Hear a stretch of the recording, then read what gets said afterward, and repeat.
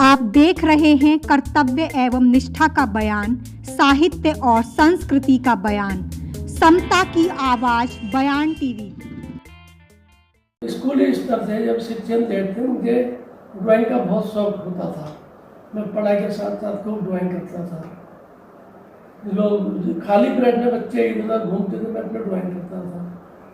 उसके बाद 9th-10th में कला नहीं थी वहाँ जी। जब 11th-12th में लोहाघाट चली गया, इंटर कॉलेज में दूसरी जगह, वहाँ मैंने ड्राइंग ली 11th में।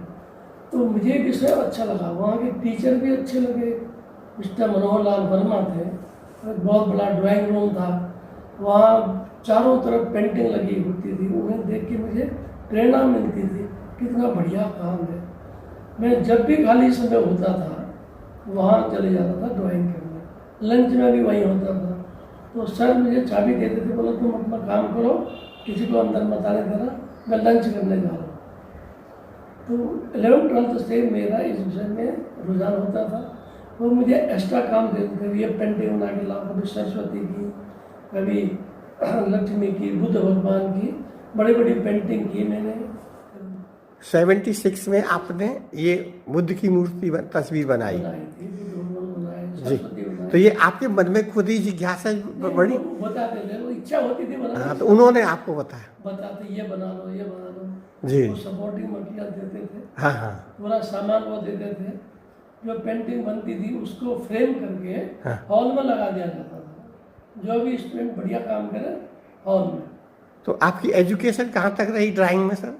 ड्राइंग में 11th से शुरू हुई बेसिकली जी। उसके बाद फिर मैंने जब 12th किया, एग्ज़ाम में हॉल वहीं उसी हॉल में हमारे एग्ज़ाम के लिए सीटिंग बनी। टीचर बोलती थी, यह लड़का कौन है, ये बहुत बढ़िया हाथ है, इसको बॉम्बे जाना चाहिए, इसको IGDA करना चाहिए। लो हमें तो पता नहीं था गाँव में। जी। मैंने सोच लिया पढ़ूंगा तो आगे इसी विषय में जाऊँगा। फिर मैं चला गया BA करने के लिए अल्मोड़ा। वहाँ BA में ड्राइंग पेंटिंग थी, इसलिए वहाँ गया, घर से बहुत दूर। BA भी ड्राइंग पेंटिंग की, करते करते हमारा इस विषय में मेरा अच्छा शौक जगा, अच्छे नंबर लाया। सब जानते थे आर्टिस्ट के नाम से भी, ये पेंटिंग करते आर्टिस्ट है। देन मैंने प्लान किया भाई मुझे आगरा जाना है। लोगों ने कहा आगरा जाओ, वहाँ से MA करो, या बॉम्बे जाओ, बॉम्बे के लिए बहुत पैसा लगता है। तो मैंने MA ड्राइंग पेंटिंग की और उस बीच कई तरह के काम किए, अपना कभी पेंटिंग सिखाई, किसी तरह से अपना खर्चा किया। फादर किसान थे, हम 2 भाई थे, उनको खर्चा देने के लिए पैसा नहीं होता था, तो मैं खुद अपना स्कॉलरशिप लेकर के और बच्चों को ट्यूशन करते, BA में किया, MA में भी ट्यूशन के थ्रू मैंने पढ़ाई की।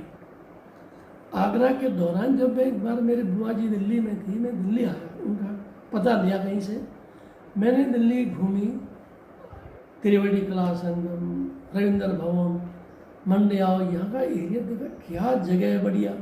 मगर नौकरी करूँगा तो दिल्ली में करूँगा। मैंने फिर MA करते ही, MA यूनिवर्सिटी में मैंने टॉप किया था, गोल्ड मेडल लिया।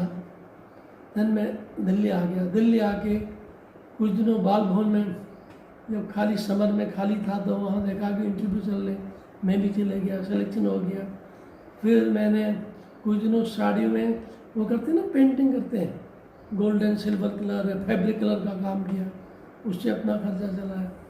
देन दिल्ली में जगह निकली एक पब्लिक स्कूल में, हिल ग्रोव पब्लिक स्कूल है, अब वो एम्बियंस स्कूल है, सफदरजंग के लिए।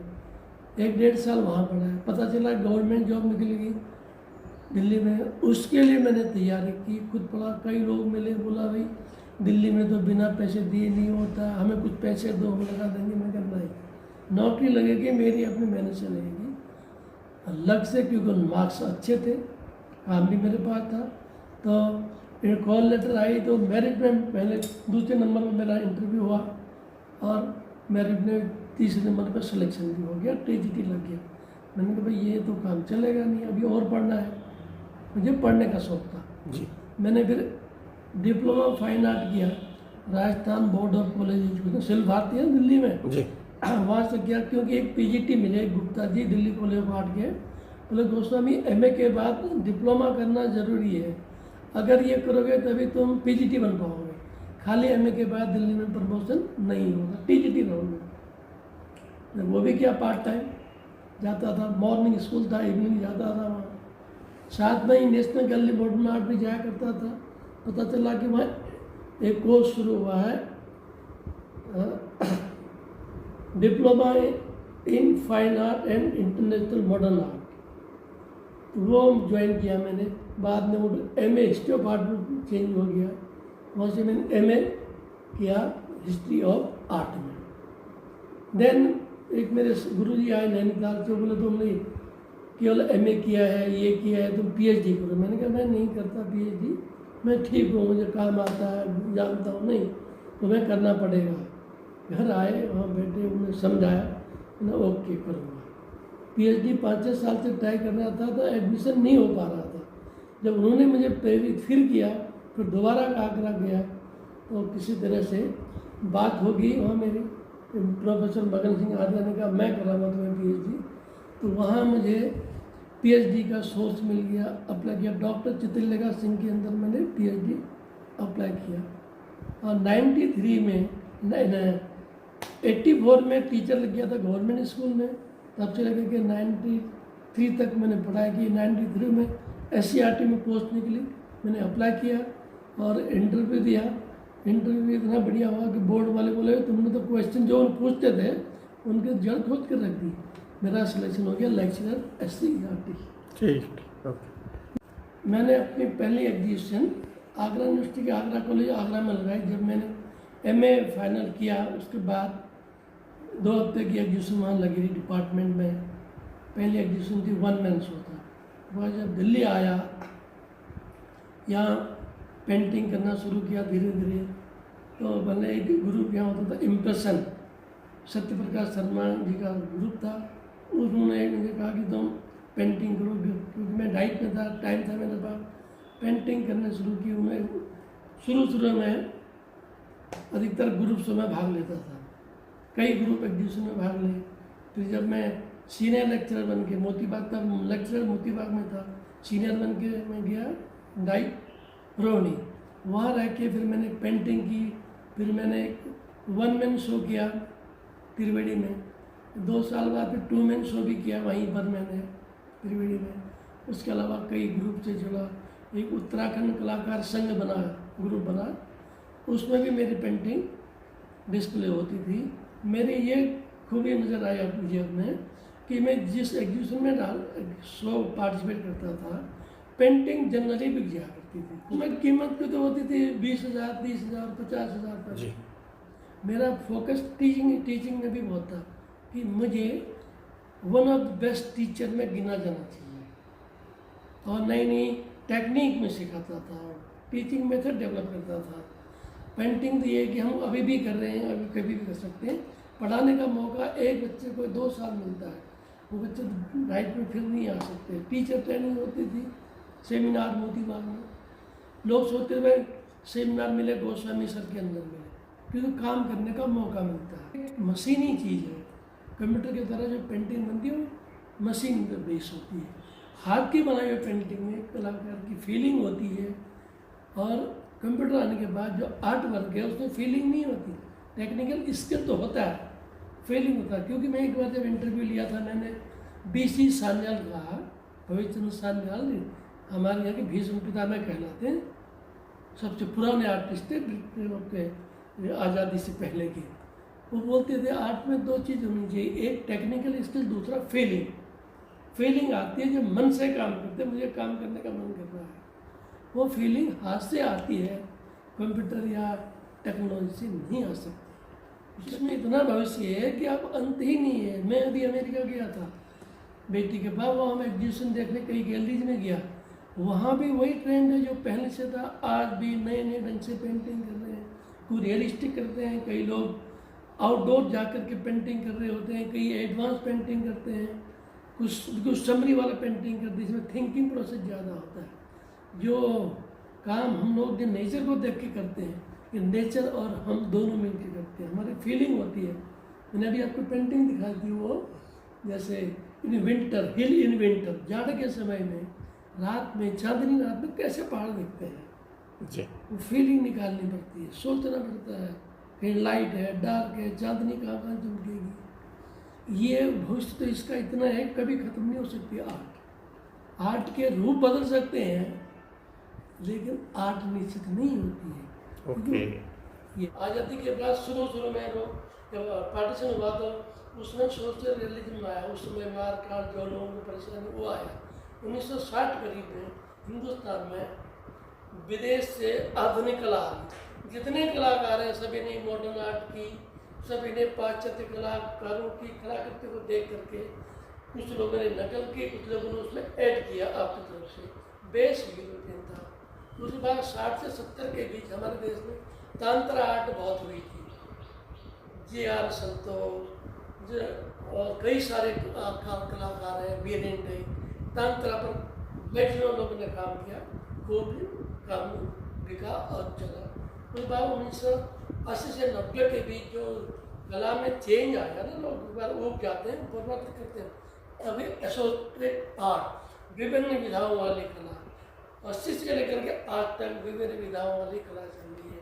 कोई एब्स्ट्रैक्ट कर रहा, कोई सेमी एब्स्ट्रैक्ट कर रहा, कोई टॉपिक ले रहा, कोई तांत्रा भी कर रहा, कोई रियलिस्टिक कर रहा, कोई सूर्यलिस्टिक कर रहा है, ये कोई फोटोग्राफी रियलिज्म कर रहे हैं। तो ये वैरायटी इसकी कलाकारों के मूड में जो आती है वो दिखती रहती है। कला स्थिर नहीं होती। कला पर समाज का बहुत प्रभाव पड़ता है, क्योंकि समाज जो डिमांड करता है कलाकार वही करता है। दूसरा, समाज में जो चल रहा होता है कलाकार समाज का हिस्सा होता है। लोगों की फीलिंग, वहाँ के लोगों का व्यवहार, क्या कंटेम्प्रेरी इशू है, कई लोग उस पर काम करते हैं, कई प्रकृति से जुड़े रहते हैं, उसका आनंद लेते हैं, कोई नया क्रिएशन करते हैं जो प्रकृति से हट के भी बिल्कुल समरी, बिल्कुल सूक्ष्म वाद की तरफ जाते हैं, एब्स्ट्रैक्ट सिंप्लीफाइड करते हैं। आज की कला जो है कुछ हिस्से ऐसे हैं जिसको समझने के लिए हमें मानसिक समझ चाहिए, कलात्मक कला के फंडामेंटल की नॉलेज होनी चाहिए। Colour, line, light, tone, texture, perspective, इन पर बेस कला होती है। कई बार कलाएँ प्रकृति के बेस होते हैं, कई बार लोग रियलिस्टिक करते हैं, देख के उसका आनंद लेते हैं। कला को हम एक सीमा में बांध नहीं सकते हैं। जो लोग दूर दराज के पर्यावरण से आते हैं वो प्रकृति और रियल लाइफ को ज़्यादा प्रेजेंट करते हैं। जो लोग शहरीकरण के होते हैं, यहाँ रहते हैं, वो मॉडर्न की तरफ ज़्यादा जाते हैं, क्योंकि मॉडर्न में बहुत जल्दी उन्हें रियल मिलता है, वो उसके कई अर्थ निकाल लेते हैं। यथार्थवादी कला लंबा समय लेती है।